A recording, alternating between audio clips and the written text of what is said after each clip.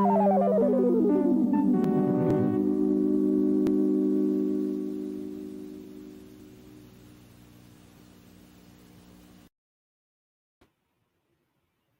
there we go. Good evening, everyone. I am Mayor Pro Tem Tasha Harper-Madison, proud City Council representative of District 1 in East and Northeast Austin. Welcome to another edition of Talk with Tasha.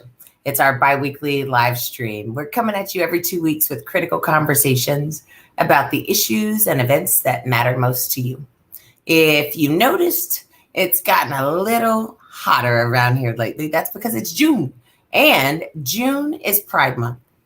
That's right. The annual celebration, LGBTQIA plus community, and the importance of allowing people to be themselves and to love who they love. It started as a commemoration of the 1968 Stonewall riots in New York City that sparked the modern day gay rights movement. It used to be, if you weren't completely straight and narrow, they'd lock you up.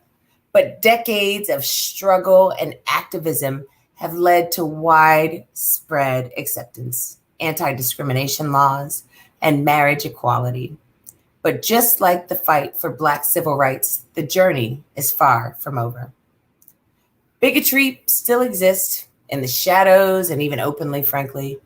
Texas still has unconstitutional, frankly, homophobic laws on its books. And our own state legislature continues to target the trans community. And despite a lot of medical progress, HIV and AIDS are still very much a real thing.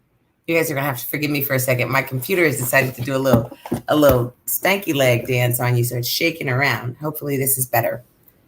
As in so many other cases, all this disproportionately affects African Americans who identify as anything other than cis and straight.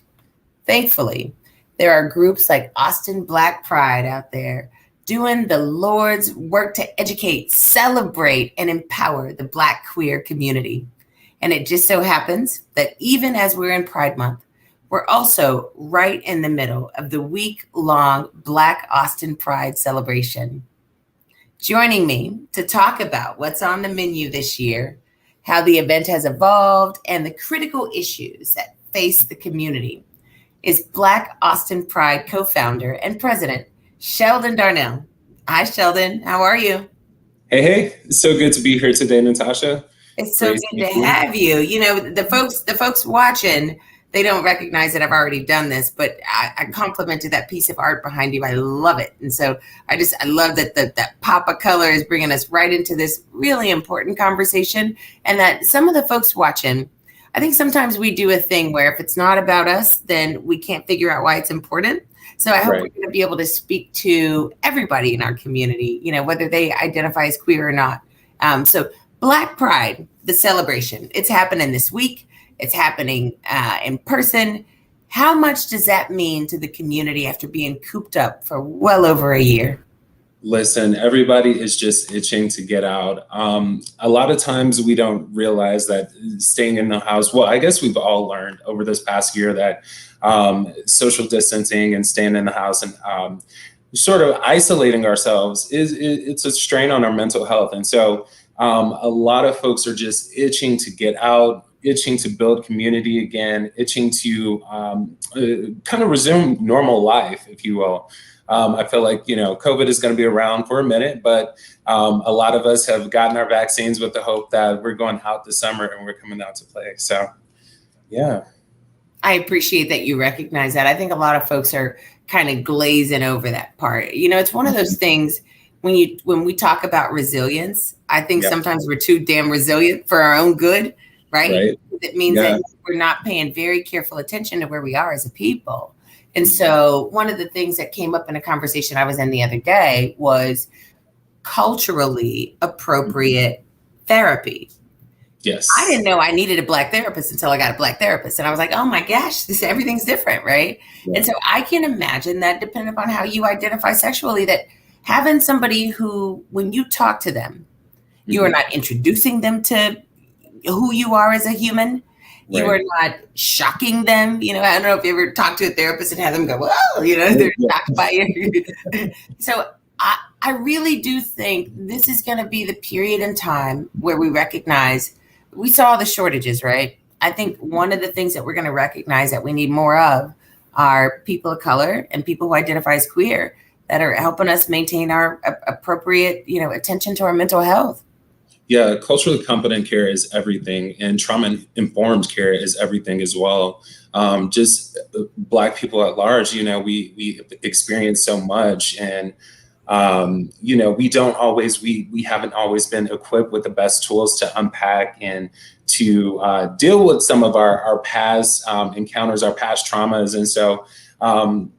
Like you say, I got a Black female therapist last year, actually, during the heat of COVID-19 and sheltering in place. And it made a world of difference to be able to walk into a space. And while my therapist wasn't necessarily queer, she understood so many other aspects of me, right? And so we were able to, talk about family structure. We were able to talk about, growing up and going to public schools. We were able to talk about so much. And so, yeah, culturally competent care is everything. And there should be a huge focus on it now. I 100% agree. And it also is really a great segue into, I think a lot of folks are probably wondering. So when I said, oh, I'm going to the Big Frida show, and I'm going to a couple other celebrations, it's the kickoff of Austin Black Pride. And I got so many questions, it's like, oh, is it Pride? Oh, it is Pride, but it's Austin Black Pride. So right. Maybe give us a brief sort of description of the history of Austin Black Pride, how it got started and where you're headed. Yeah, definitely. So Austin Black Pride was founded back in 2016. And honestly, I had just moved back from, I lived in San Marcos for a short stint to go to school. And so I came back. And before I left Austin, I hadn't really interacted with the LGBT side of things, if you will. So when I did get back, I was going through a lot just personally. I had gotten a new diagnosis that I wasn't familiar with, but a lot of folks in the queer community are.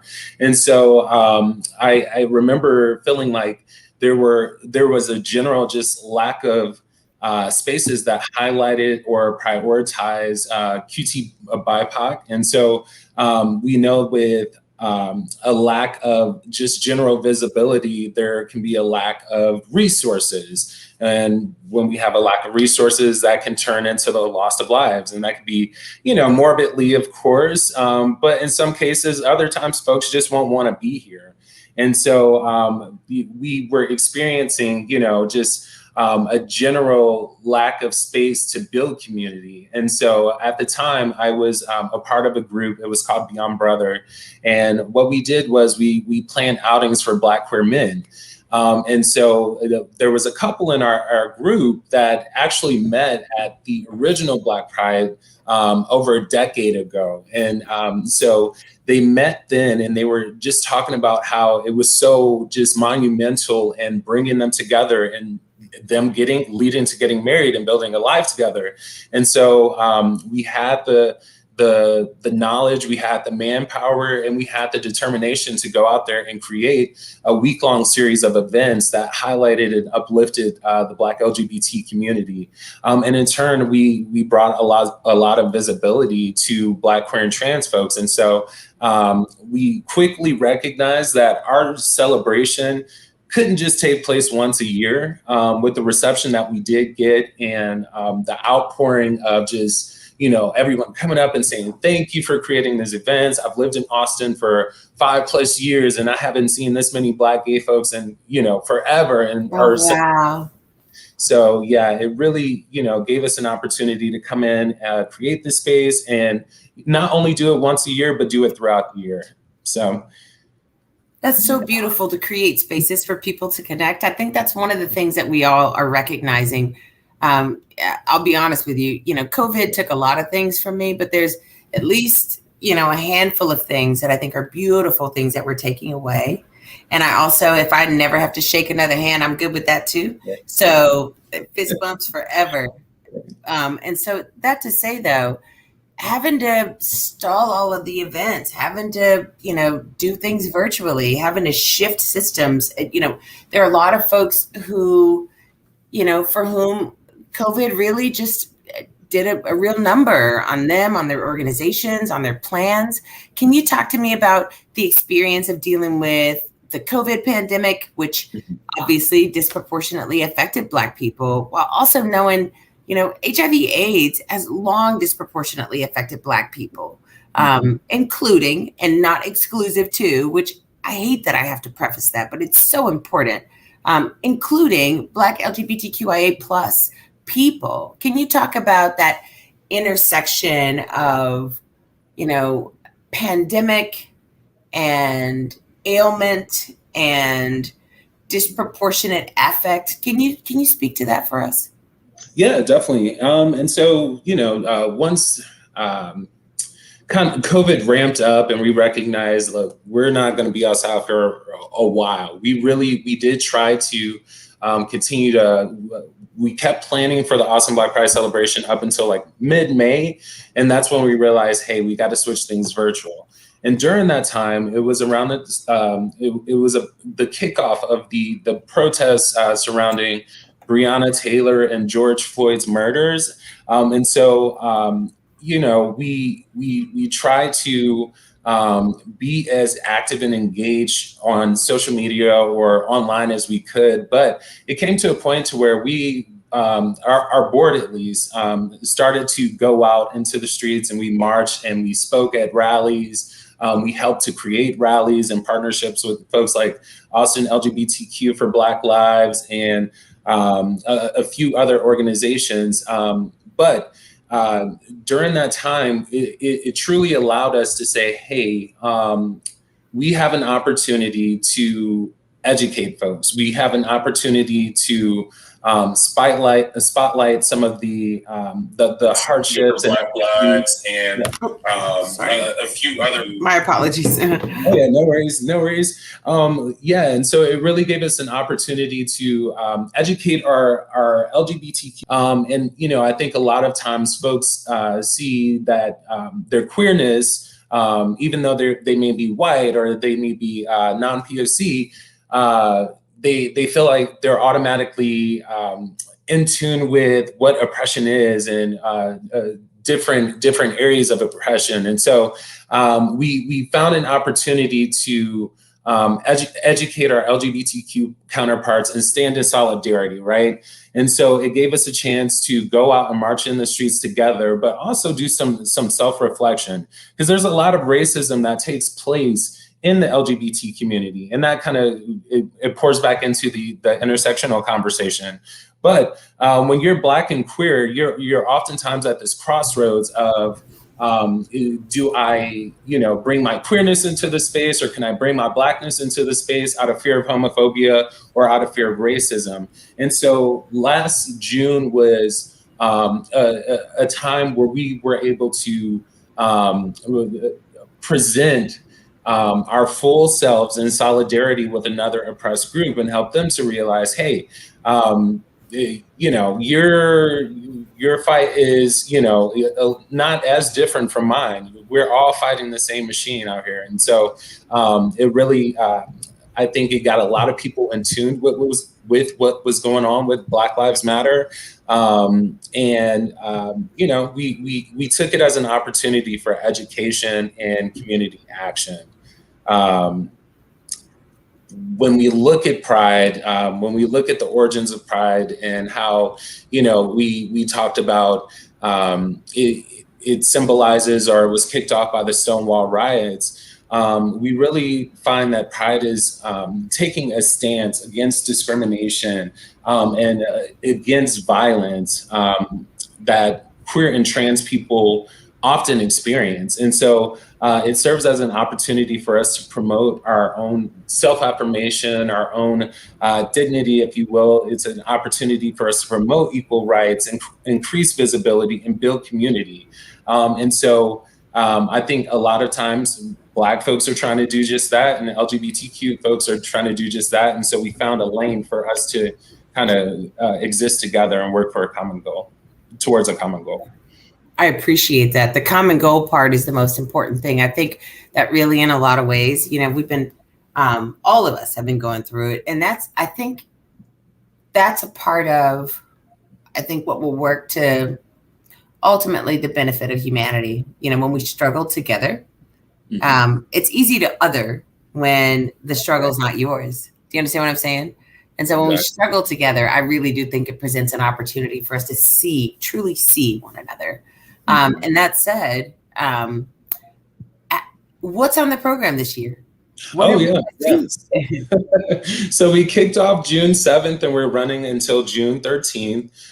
We've had a couple events already with our partners, Gilead Sciences, to talk about HIV prevention and treatment.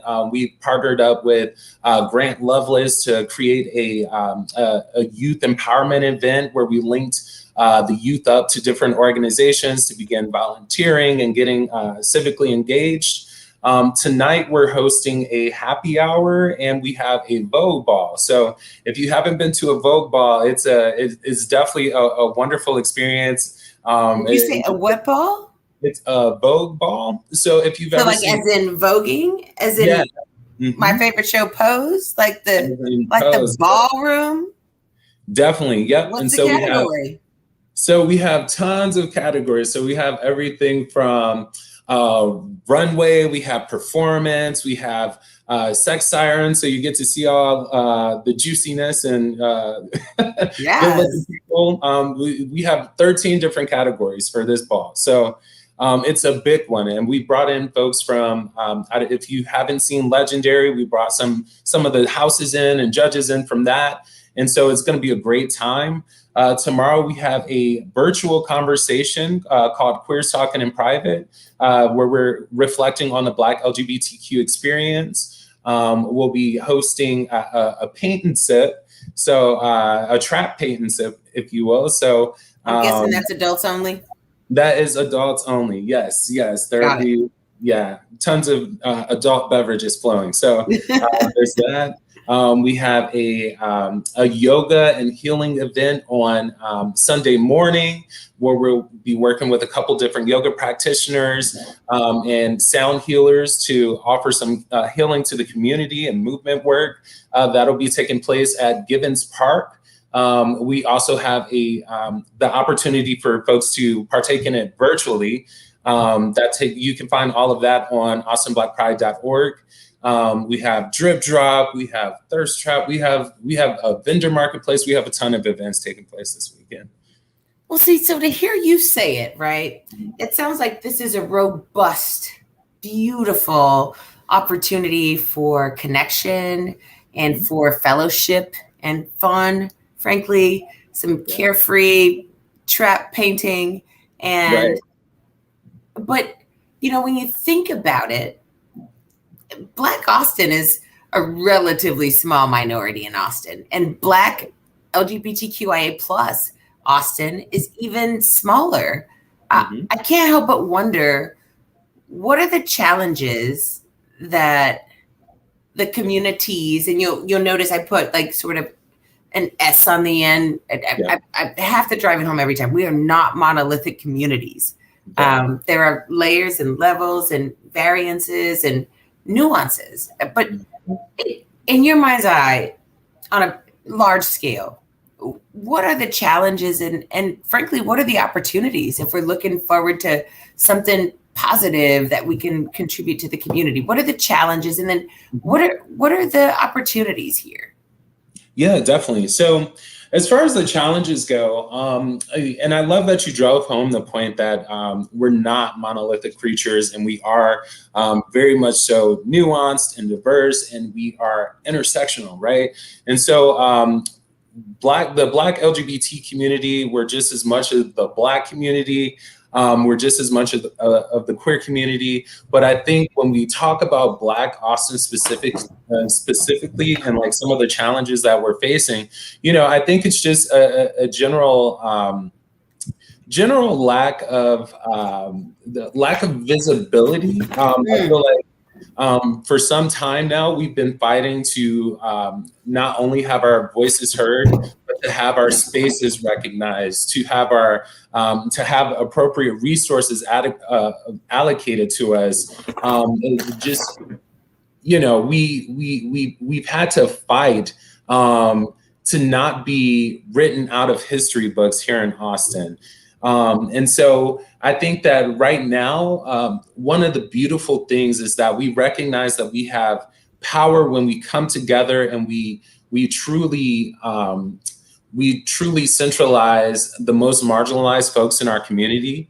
I think when we allow folks to like, share their voices, share their struggles, share their lives with us, we're able to learn and we're able to do better. And so the Black community here in Austin, I think we're thriving because we have recognized that we need to just come together and mobilize and work to fix what's not working. And so as far as opportunities go, I think we have ample opportunities to get our voices heard. And let me say this, Austin is one of my favorite cities, one of the favorite cities that I've lived in thus far, because I feel that our politicians are accessible. I feel like our community leaders are very much so accessible. We have a lot of grassroots organizations that are, popping up to fulfill the needs that they see out here in the community. And so I really think that, with us being in that sort of environment and being so closely connected, there's a chance to see true systemic change, and there's a chance to see no one left behind, essentially. There's a lot of work to be done, but Austin is, I feel like Austin and our leaders are more than willing to acknowledge, apologize, and take on the opportunities to reform our cities. Yeah. That's a mouthful, right? Yeah, it's a lot going on. Do you feel like every time it's that much of a mouthful? Does it feel like every time it's it's you with your pitch and really just I do. Yeah, I do. I feel like, I know that feeling. That's why I asked. Right. Yeah. You're showing up, and I feel like oftentimes I'm trying to present I'm trying to present my whole identity, but sometimes I'm trying to break it down for my LGBTQ counterparts, and I'm trying to break it down for my Black counterparts. But sometimes I just want to present myself and present the struggles that, that I'm having just, fully. And so, it's a mouthful, but I won't ever get tired of just laying it all out there for folks so that they do get the understanding and the wherewithal to work with me and to build a better future for most folks. I think to some degree, you have to resign yourself to be the delegate, right? Yeah. This is what you got to do, right? Right. The truth of the matter is things don't change unless we change them. And, that said, we are here, right? And it's such an interesting place for me in that I think generationally, we incrementally get better every time, right? Right. And so when I listen to my children talk about orientation, talk about gender, or the lack of their desire to recognize gender, like it's not even real to them, which is just like, right. It's a construct. Yeah. Right. The kids are 11 and 12. You know what I mean? And I'm not talking about conversations where, sometimes kids will say things specifically so that you overhear, like people pleasing, whatever. No, I'm talking about the conversations that they think I can't hear. Right. And they're so well informed. And so I have to find a new word. I'm inclined to say tolerant, right? Because it's tolerance that I'm thinking of, but I really don't like the word. Like, I don't want anybody tolerating me. Don't tolerate me. Take me like I am. Love me. It's authenticity. I feel like that's what they're living, like their true selves, their true emotions, their true feelings. They're living authentically as them, There's, like you said, there's almost no need to people please. I'm satisfied with me. So this is who I am. This is my identity. This is how I want to present to the world. And, the kids take on the power. They learn something and they take it on. They will challenge it. and then they settle with what feels good to them. That's what I love about the youth. So, yeah, I think the word we're looking for is authentically and unapologetically too. I'll take both of those words. Thank you. I appreciate it. We're nearing the end of our time. I could probably do this for another hour if you let me, but I'd like very much to, while we're together and when we have the opportunity to have a platform for you to do so, if there's anything else you'd like to plug, anything else you'd like to talk about, something that you just, can't leave here without telling the folks who are watching. Yeah, definitely. The floor is yours. Yeah, well, I just want to say, come on out to the Austin Black Pride celebration. If you have any questions about either the Black queer community or want to experience some of our events like the Vogue Ball, not many people get to experience that often, especially not here in Central Texas. And so I definitely want y'all to come out. Our mission is really to cultivate the culture of inclusion and celebration, and transform the lives of our community through advocacy, through activism, through education. And so we're first and foremost prioritizing QT BIPOC, but we are open to all. Like we want Black Austin to come out. We want queer Austin to come out and learn about us and learn about like what we're working with. So at the risk of interrupting you, I'm going to take the opportunity to have people learn about you, right? Okay. You said QT BIPOC. Correct. Yep. Can you tell people what you mean when you say that? Yeah. So it's queer, trans, Black, and Indigenous people of color. And so it's really a term that centers Black and Indigenous folks in the conversation. So when we're talking about queer and trans issues, or sometimes, QT POC is a term that's used. It's not always centering the voices of Black and Indigenous people. And so QT BIPOC takes that on. So I appreciate that. I don't know about you, but have you ever tried to introduce people to something new, a new concept, new terminology, and we as a people, I think, change challenges us in a way that, we're instantly averse to things we're not familiar with. Right. And so I really appreciate when folks take the opportunity to bring people along, but not in a way that's, sort of laced with condescension. I think if what we're looking for is the ability to be unapologetically authentic, then we do have to let folks know who we are and how we show up, what we prefer to be called. You do have to do that bit of education to make any assumptions about everybody being on the same page as you, being as you are. I think it just sets everybody up for failure. So I really appreciate you taking the opportunity to do that. And I just encourage folks, if there's something about you and your life that folks just may not know about, I would encourage people to not be shy about, bringing the information forward. Now, do you have to hold somebody's hand through the ability to recognize your humanity? Absolutely not. In fact, I'd say that causes harm. Walk away.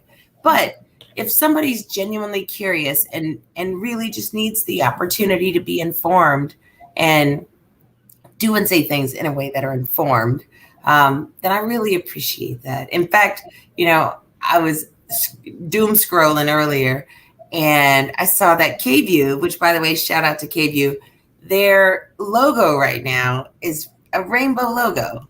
And the reason that I think struck me, and you tell me what you think about this, the reason that struck me is because, one, they didn't have to do that, right? I think that will draw as much criticism as they will praise. But two, what that says to me, especially because it's a very subtle logo, I think what that says to me is that there's somebody behind the scenes who's paying attention and who's being thoughtful. And I think more often than not, people want the opportunities to be paying attention and to be thoughtful. And so this certainly isn't, the goal of having you here, but I'd like to know, given that, the Austin Black population, we're less than 8%. So I can't even imagine what the numbers look like for QT BIPOC in Austin, in which case an organization like yours that is doing the work, how do people support your organization? If they go to your website, is there an opportunity for folks to offer some support? Yes, definitely. So if you go to austinblackpride.org, you'll definitely find, money makes the world go round. So there's an opportunity for you to donate to our mission. But there's also an opportunity for you to get involved with the planning of the organization. We have a very, very active volunteer board. And so we have folks of all different levels of experiences and expertise and technical backgrounds. And that's something that we're looking for as well, is those volunteers that have the drive and determination to make things move forward. Go donate and then find some ways for you to get involved with our organization on a deeper level through planning. I appreciate that very much. And, it's about that time for everybody to go and enjoy their Friday. I won't keep you any longer. I really appreciate you talking to us today. I know I asked already, but if there's any parting words you'd like to share with us, please do. Otherwise, we'll just count on seeing you around this weekend. I personally plan to be very much involved in most of the activities that are coming our way. I look forward to, supporting, being a fantastic ally and loving my community, being a part of the family. And I know a lot of other people do too. So something tells me we'll be seeing one another around. We should. I'm going to wear sunglasses though, because I'm also going to be wearing shorts that my daughter doesn't approve of. Follow us at ATX Black Pride to keep up with us on all social media platforms, and we'll see you out this weekend. I appreciate it very much. Sheldon Darnell, president and co-founder of Austin Black Pride. Thank you so much for joining us. We really appreciate your time. All right. Thank you so much. Take care. See you around. All right, y'all. That does it for this week's installment of Talk with Tasha. It's always a pleasure visiting and celebrating some of Austin's most engaged residents. And I can't wait to do it with you again next time. In the meantime, if you have any questions or concerns, you can always reach out to our office. That's District 1, the number 1 at austintexas.gov. So until then, stay safe and try to stay healthy. Take care, y'all.